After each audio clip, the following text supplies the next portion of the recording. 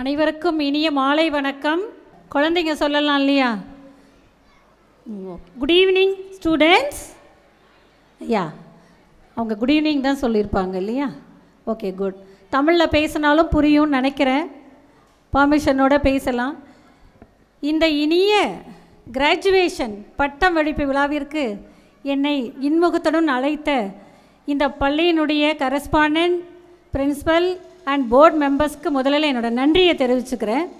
இந்த மாதிரி ஒரு வாய்ப்பு எங்கேயும் கிடைச்சதில்லை. ஃபஸ்ட் டைம் பெரிய பெரிய ஆனுவல் டேக்கு இதுக்கெல்லாம் போயிருக்கோம். This is the first time ஒரு பட்டமளிப்பு விழா. அருமையான, அதுவும் இந்த குழந்தைங்க சொல்லியிருக்காங்க எங்கள் seniors 3 years of service. What எக்ஸ்பீரியன்ஸா, 3 years ஆஃப் எக்ஸ்பீரியன்ஸ்.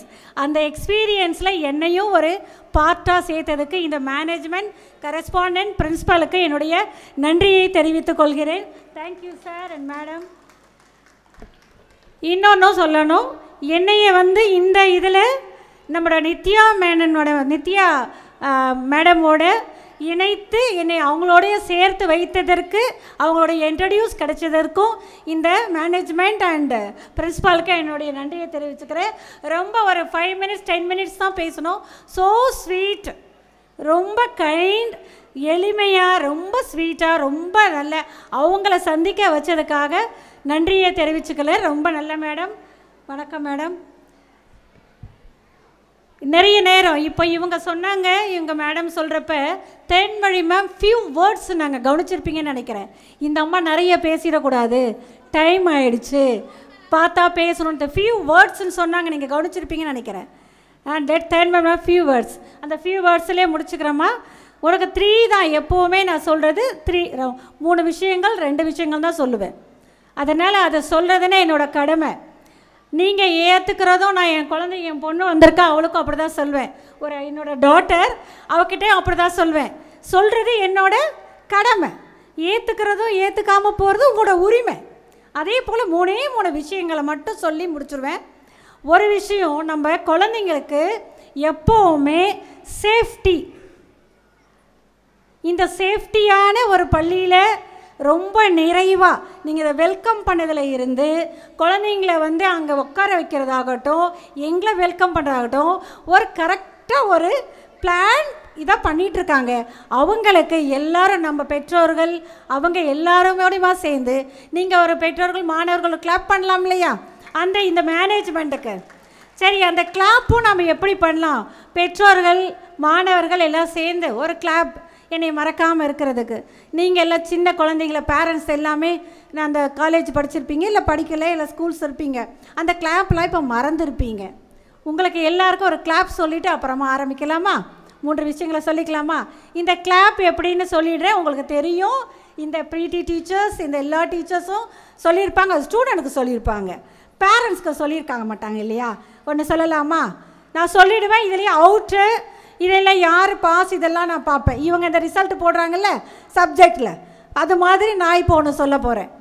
1 2 1 2 3 1 2 1 2 3 1 2 1 2 3 3 டைம்ஸ் செய்யணும்.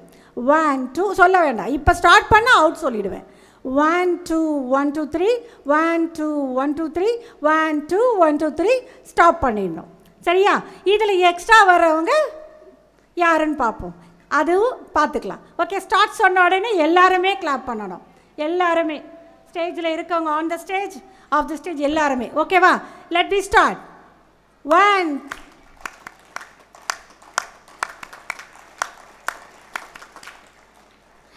அவுட். ஓகே, வெல்கம் பண்ண எல்லாருக்கும் தேங்க்யூ.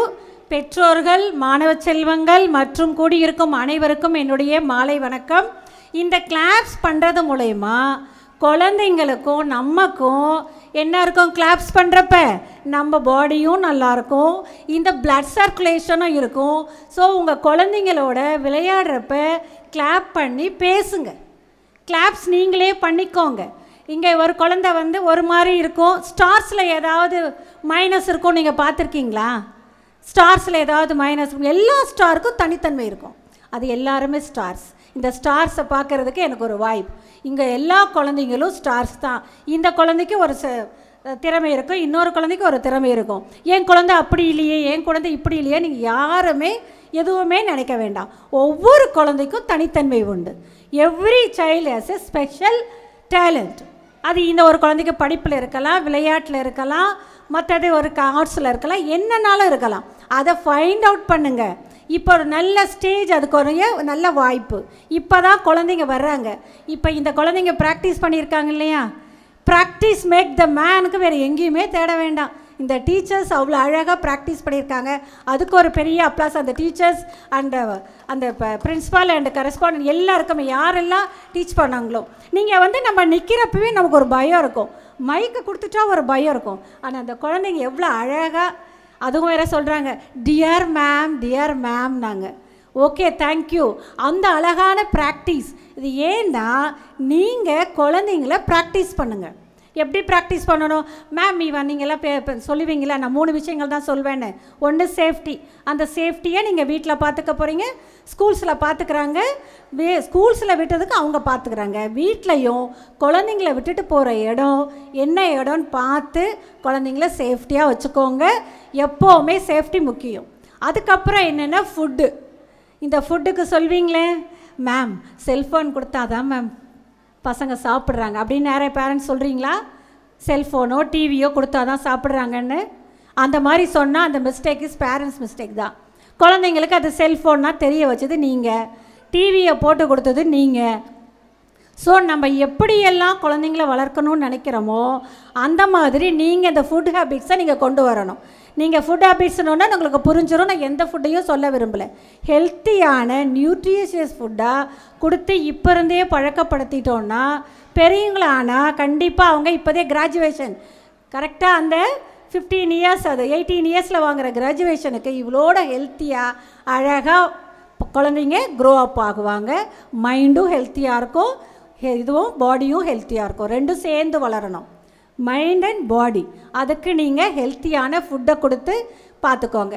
3வது விஷயம், குழந்தைங்கள கம்பேர் பண்ண வேண்டாம். மற்ற குழந்தைங்களோட கம்பேர் பண்ண வேண்டாம். உங்கள் பேரண்ட்ஸ்க்கு ஒன்று சொல்லிக்க விரும்புகிறேன், நம்ம முதல்ல மற்றவங்கள கம்பேர் பண்ணிக்கக்கூடாது.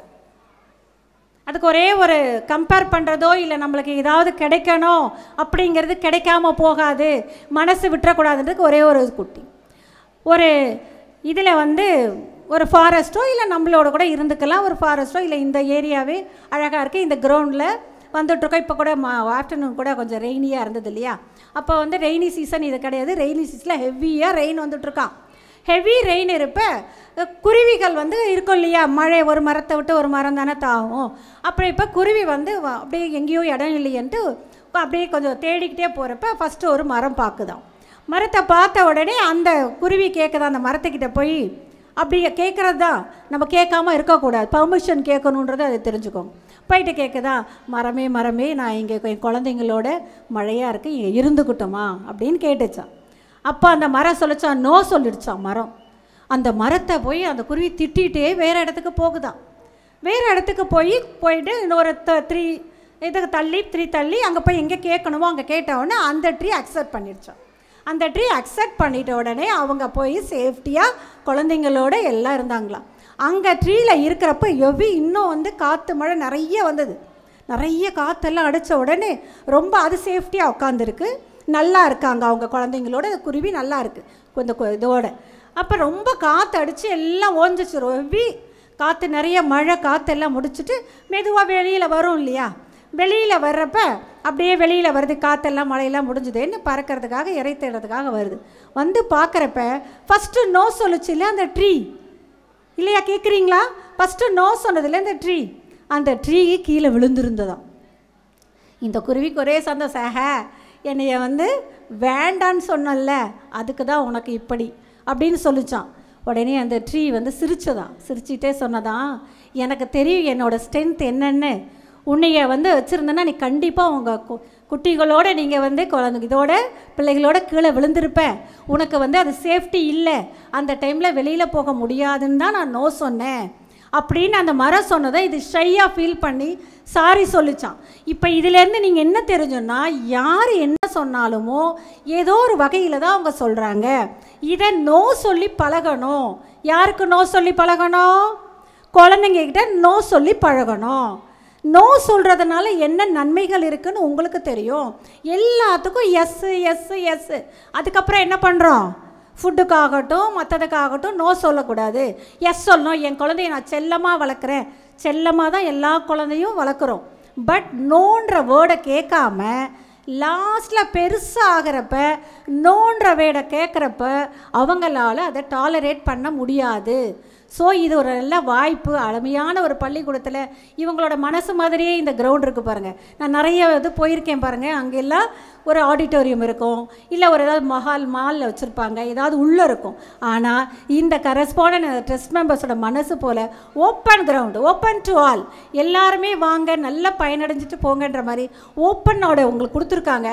இதை வாய்ப்பை பயன்படுத்திக்கிட்டு உங்கள் குழந்தைங்கள நல்ல விதமாக வளர்த்து ஆரோக்கியமாகவும் நல்ல மனநிலையோடையும் வளர்த்து உங்கள் வருங்காலத்தில் உண்மையான கிராஜுவேஷன் ஒரு டாக்டராவோ என்ஜினியராகவோ இங்கே படிக்கக்கூடிய அத்தனை குழந்தைகளும் பெரிய லெவலில் இந்த ஸ்டேட்டில் இருக்கிற எல்லா நல்ல பொசிஷன்லேயும் இருக்கணும்னு மனதார வாழ்த்தி வாய்ப்புக்கு நன்றி பாராட்டி விடைபெறுகிறேன். நன்றி, வணக்கம்.